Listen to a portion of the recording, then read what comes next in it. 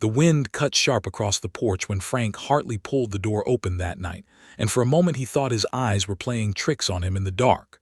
A dog sat on his top step. Old, scarred, fur the color of wet ash, one ear torn clean in half. It did not bark. It did not move. It just looked up at him with eyes that seemed to know exactly who he was. Frank's hand froze on the doorframe. He knew this dog. He had stood over an empty casket for this dog 9 years ago, at a funeral with full military honors, a folded flag, and a photograph of his son in dress greens propped against an empty chair because there was no body to bury. Only a name on a wall and a story the army told him about an explosion in a valley whose name he could never pronounce right. The tags on the dog's collar were gone. But the scar along its left flank, shaped like a lightning bolt, was the same scar Frank remembered from a photograph his son had mailed home years before everything went wrong between them. A photograph Frank still kept in the drawer of his nightstand, underneath a stack of letters he'd never answered. "Duke," Frank said, and his voice came out smaller than he meant it to. The dog's ears lifted at the sound of the name, just slightly, just enough. Then behind the dog, at the bottom of the porch steps, a shape moved in the snow that Frank hadn't noticed before. A person, folded against the porch railing like they'd been trying to climb up and hadn't made it. A woman, young, soaked through, not moving. Frank's training kicked in before his mind caught up with what he was seeing. 31 years a Marine does that to a man, makes his body remember things faster than his thoughts can. "Ma'am." He was already moving down the steps, knees complaining the way they always did in the cold. "Ma'am, can you hear me?" The dog turned and pressed its body against the woman's side, the way a working dog does when it's trying to keep something warm or keep something from leaving. Frank got his arms under her. She was lighter than she should have been, the kind of light that worried him, the kind of light he'd seen on men coming back from places that had taken more from them than just weight. Her lips had a blue tinge starting at the edges. He'd seen that color before too, a long time ago, in another life, on a hillside outside a village whose name he also could not pronounce right. "Hold on," he muttered, though he wasn't sure if he was talking to her or to himself. "Hold on now." He carried her inside, the dog following without being told, already knowing the layout of a strange house like it had walked through 100 of them before. Frank laid the woman on the couch and grabbed every blanket he owned from the hallway closet, the wool ones his late wife Carol used to keep for company that never came anymore. The dog lay down against the woman's legs and did not take its eyes off Frank. "I'm not gonna hurt her," Frank told the dog, feeling foolish for saying it out loud, feeling foolish for needing to. He checked the woman's pulse. Weak, but there. He checked her hands, her face, looking for the things you look for: frostbite, dehydration, signs of how long she'd been out in weather that had no business letting anyone survive it. She had a duffel bag strapped across her chest, soaked black canvas, army issue from what he could tell, the kind they don't sell at any store. He should call for help. He knew that. His hand was already reaching for the phone on the side table, but his eyes kept going back to the dog. Because military working dogs that die in combat don't show up 9 years later on a stranger's porch in Montana in the middle of February. They don't have scars in the right places and torn ears in the right places, and don't answer to names nobody but a dead man's father would think to call out into the dark. "Who are you?" Frank whispered, not sure anymore if he meant the woman or the dog or both. "And why did you come to me?" He made the call. Told the dispatcher his address. Told her there was a woman with hypothermia, maybe worse. Told her to send the ambulance from Liberty County because that's the closest one and it would still take 25 minutes on roads like these. The dispatcher asked him to stay on the line. He didn't. He had a fire to build and water to warm, and 1,000 questions piling up in his chest like snow against a fence line. The dog watched him work. Every move he made, those dark eyes followed, assessing him the way a Marine assesses a stranger walking up to a checkpoint, not hostile, just careful, just trained never to be caught off guard. "You remember this house?" Frank said to the dog, not really expecting an answer, just needing to say something into the silence. "Don't you? He used to talk about this place, before everything went sideways between us." The dog's tail moved once against the floor, just once, then stopped. Frank built the fire with hands that shook more than the cold alone could explain. He thought about Daniel constantly in those years right after the funeral, and then less constantly as the years went on, the way grief does, not disappearing but settling, becoming something you carry instead of something that carries you. He thought about the last conversation they ever had, a phone call 11 days before Daniel deployed for what turned out to be the last time. A call that ended with Frank saying something he had spent every day since wishing he could unsay. He had told his son that joining the army the way he had, against Frank's wishes, choosing the K-9 handler track instead of something Frank considered a real combat role, was Daniel trying to prove something to a father who'd already stopped needing proof a long time before that. He'd said it cold. He'd said it like a man closing a door. Daniel had said, "I'm not doing this for you, Dad. I never was." And that was it. That was the last thing his son ever said to him. 11 days later Daniel was gone, along with his K-9 partner, in a valley during a routine clearing operation that went wrong in ways the official report described in language so careful and so empty that Frank had read it 40 times trying to find his son somewhere inside the sentences, and never once succeeded. Now there was a dog from that same operation lying on his living room floor, alive, 9 years later, with scars that matched a photograph in his nightstand drawer. The fire caught. Frank knelt beside the woman and pressed a warm cloth to her hands, rubbing slow circles into her fingers the way the corpsmen used to do for guys coming out of cold water during training exercises decades ago. Her eyelids fluttered. "Easy now," he said. "You're inside, you're warm, help's coming." Her eyes opened halfway, glassy, unfocused, fighting through whatever fog the cold and exhaustion had wrapped her in. "Duke," she whispered, so quiet Frank almost missed it. "He's right here," Frank said. "He's fine, he's right beside you." The woman's hand moved slow, searching until it found the dog's fur, and something in her face eased the moment she touched him, like she'd been holding her whole body together by sheer will and could finally let a piece of it go now that she knew the dog was safe. "You're at my house," Frank told her gently. "I don't know how you found me, I don't know who you are, but you're safe now. Can you tell me your name?" Her lips moved. It took her 2 tries to get the words out. "Maya," she said. "Maya Reyes." The name meant nothing to Frank. He waited, watching her fight to stay conscious, watching the dog watch her with an intensity that made the hair stand up on the back of Frank's neck, like the dog understood exactly how close this moment was to going wrong. "I need to tell you something," Maya whispered, "before the ambulance gets here, in case I don't." "Don't talk like that," Frank said, sharper than he meant to. "You're going to be fine, save your strength." But she shook her head, the smallest motion, urgent despite how weak she was. "I served with your son," she said. "I was there, the day everything happened." Frank went still in a way he hadn't gone still in years. The room seemed to drop 10 degrees colder despite the fire roaring 2 feet away. "What did you say?" "I was the handler who came after Daniel," Maya said. "Duke was supposed to be reassigned after what happened. They told everyone he didn't make it. That's what the report said." "That's what they told all of you." Frank's mouth had gone dry. "He's sitting right here in my living room." "I know." Her eyes closed briefly, like even keeping them open was costing her something. "Because the report was wrong. Because there's a lot the report got wrong, Mr. Hartley. I've spent 9 years trying to find a way to tell you the truth, and I was running out of time to do it the right way, so I came. I drove as far as the truck would take me, and then I walked, because Duke wouldn't stop pulling toward this house, and I figured he knew something I didn't." Frank stared at her, then at the dog, then back at her, his mind trying and failing to assemble the pieces into something that made sense. "What truth?" he said, his voice barely above a whisper. "What didn't they tell me about my son?" Maya's eyes met his, and for one terrible second Frank saw something in them that looked almost like guilt, almost like grief that had been carried alone for far too long and was finally about to be set down. "Daniel didn't die instantly," she said. "Not the way they told you."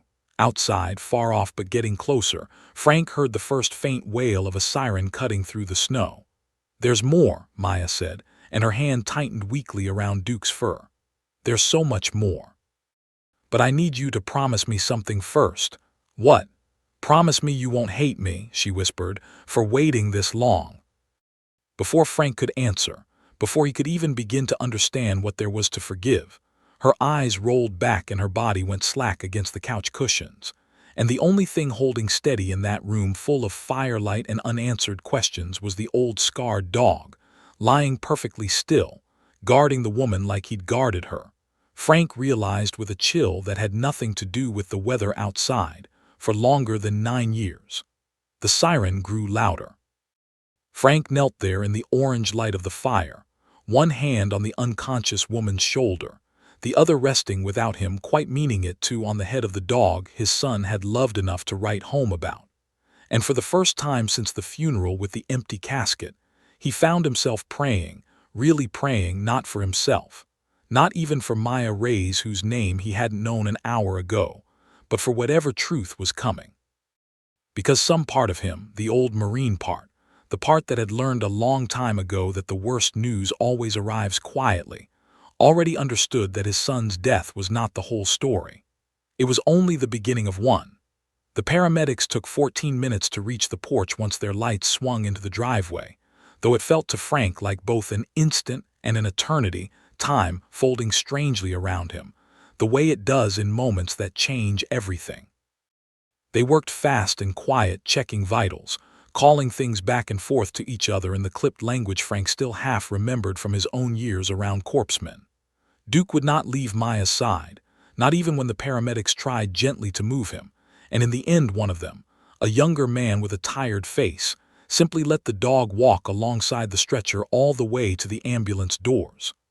"Are you family?" the older paramedic asked Frank, pen hovering over a clipboard. Frank opened his mouth to say no, to say he'd never met this woman in his life until 20 minutes ago. But something stopped him. Maybe it was the dog. Maybe it was the way she had whispered his son's name like it still belonged to someone she loved.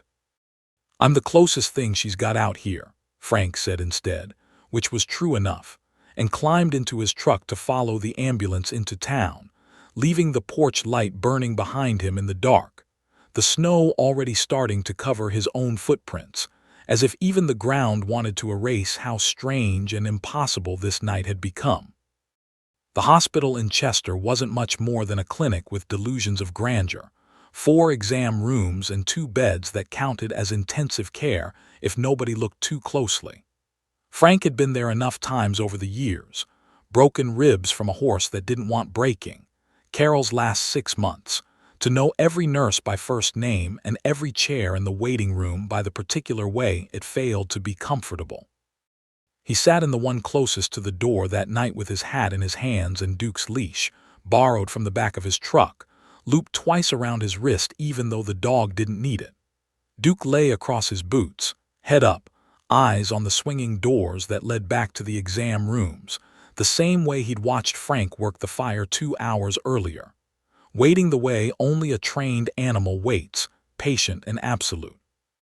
A young nurse named Becca, who Frank vaguely remembered patching up his hand the year he'd lost an argument with a chainsaw, came out around midnight and crouched down to look him in the eye the way they teach you to do with family members who are about to hear something hard.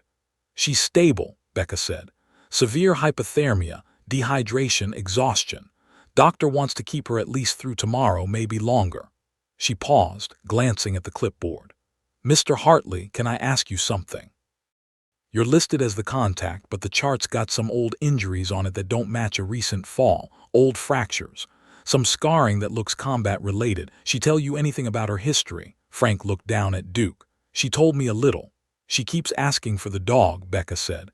"Doctor said it's fine if he stays close. Some places, a dog like that, it's practically medical equipment." She almost smiled. "He keep you company while you wait." Something like that. Becca disappeared back through the doors, and Frank sat there a long while with nothing but the hum of the vending machine and the dog's steady breathing for company. At some point, he reached into his coat pocket and pulled out the duffel bag's contents, the parts the paramedics had set aside in a clear plastic bag, and handed to him without much ceremony: soldier's effects, next of kin, the kind of paperwork shorthand that made his chest hurt to read. Inside the bag was a small green notebook, swollen and warped from snow and damp, its pages stuck together at the edges. A photograph, laminated, of a much younger Maya in uniform crouched beside a much younger Duke, both of them grinning the way only people and dogs who trust each other completely can grin. And underneath all of it, wrapped twice in a plastic sandwich bag like someone had tried hard to keep it safe through 9 years of moving and hiding and running, an envelope, unsealed. Soft at the corners from being opened and closed too many times to count. Frank's hands shook as he turned it over. Daniel's handwriting was on the front, no question about it, that same uneven slant he'd seen on 100 birthday cards growing up. For Dad. If I don't make it. He didn't open it. He told himself it was because it wasn't his to open yet, that he needed Maya awake and able to tell him whether she wanted him to read it now or whether there was more to the story first. But the truer reason, the one he didn't say even to the dog lying patient against his boots, was that he was afraid. Afraid that whatever was inside that envelope would either break something in him that had finally, slowly, after 9 years, started to heal wrong but heal. Or worse, that it would prove he deserved every bit of the silence his son had left him. He put it back in the bag and waited. Maya didn't wake again until almost 4 in the morning. By then Frank had dozed off sitting up the way old men learn to sleep in waiting rooms, and it was Duke's sudden shift of weight off his boots that woke him. The dog had risen and was standing at the swinging doors, tail low, waiting. Becca came out a minute later. "She's asking for you, Mr. Hartley, and for him." She nodded at Duke. 5 minutes, that's all the doctor wants to allow right now. The room was small, machines humming, a single window showing nothing but black sky and the reflection of fluorescent light. Maya looked smaller in the hospital bed than she had on his couch, an IV taped into the back of her hand, color slowly coming back into her face but still a long way from healthy. When Duke reached the bedside, he didn't jump, didn't whine, just rested his chin gently on the edge of the mattress and let her fingers find his head. "You're still here," she said to Frank, voice raspy but stronger than before. "Wasn't gonna leave." She tried to smile and it came out crooked, exhausted. "I scared you pretty bad, huh? Ma'am, you scared the life out of me." He pulled the plastic chair closer to the bed. "I found the envelope in your bag. I didn't open it."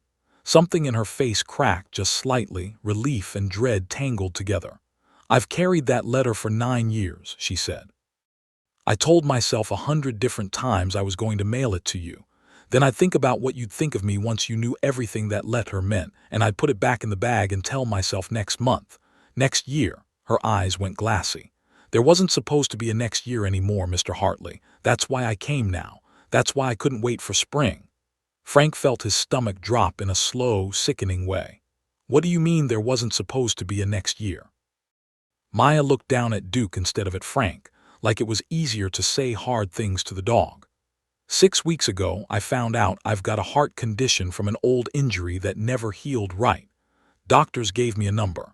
I'm not going to tell you the number because it doesn't matter anymore, but it was small enough that I stopped sleeping at night thinking about all the things I never finished.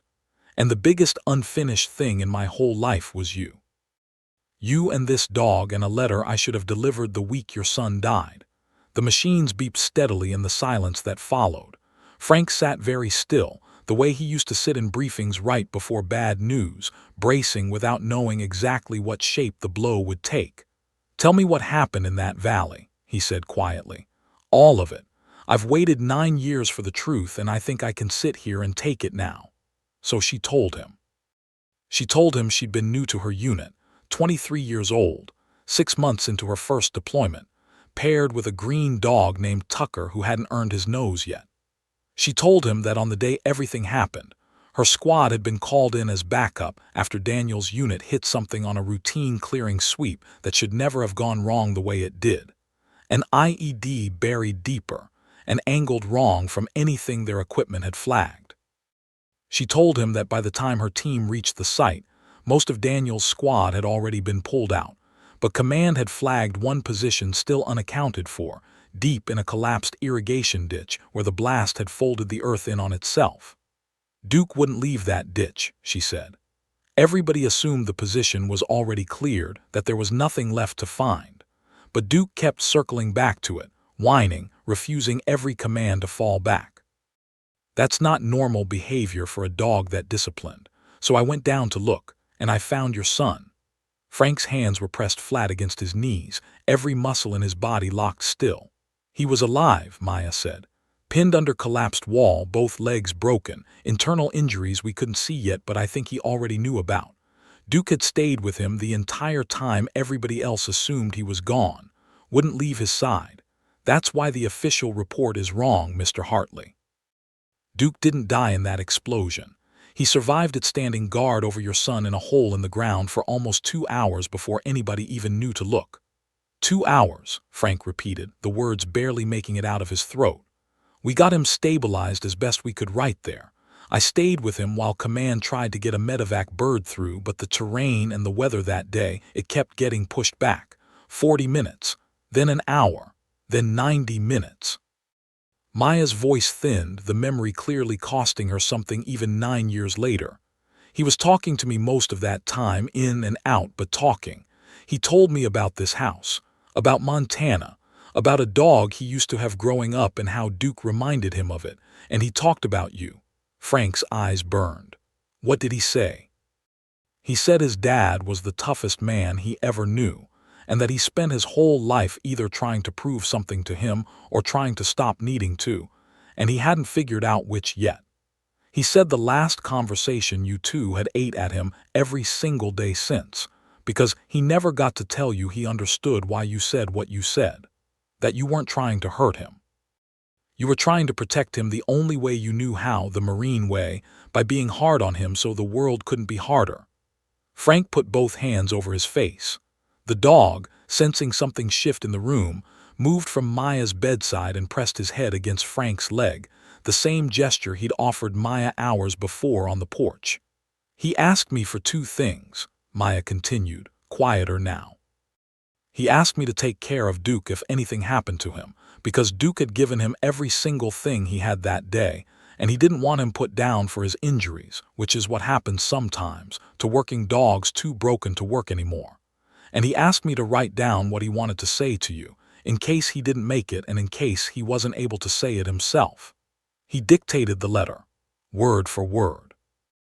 I wrote it down exactly the way he said it, and I read it back to him twice to make sure I had it right, and he told me it was right, and then..." She stopped, swallowing hard. "The bird finally made it in. We loaded him. He didn't survive transport. I was right there beside him the whole way, and I couldn't do one single thing to change that." The room was silent except for the steady beep of the monitor and Duke's breathing against Frank's leg. "When we got back to base," Maya said, "Command was already drafting the casualty report, and somewhere in the chaos of paperwork, Duke got logged as KIA alongside the rest of the position. I don't know if it was a mistake or somebody trying to close the file fast, but nobody corrected it, and I was 23 years old and terrified and grieving, and instead of fixing the report I just took him. I told myself I'd get it corrected once things settled down. Then days became weeks, became years, and the longer I waited the more it looked like I'd falsified a federal record, which I had, and I was scared of what that would cost me, and scared of what it would cost you to find out your son's dog had been alive this whole time while you mourned him too.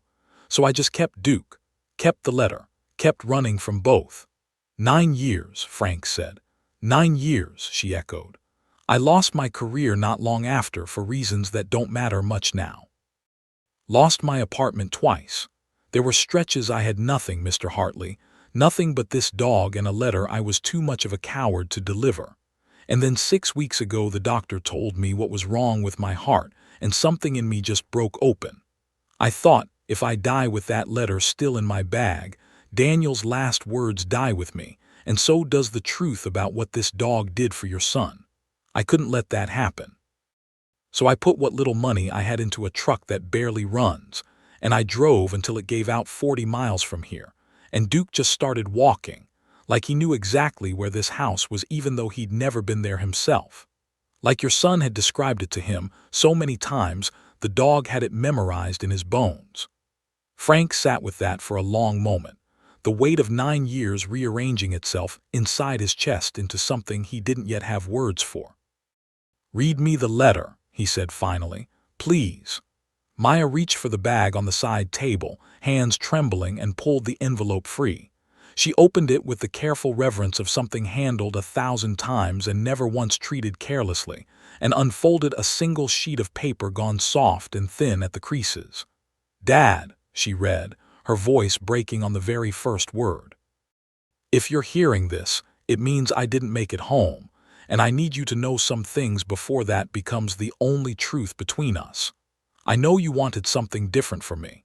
I know you thought the K9 track was me hiding from something instead of running toward it. You were wrong about that, but I understand now why you couldn't see it any other way.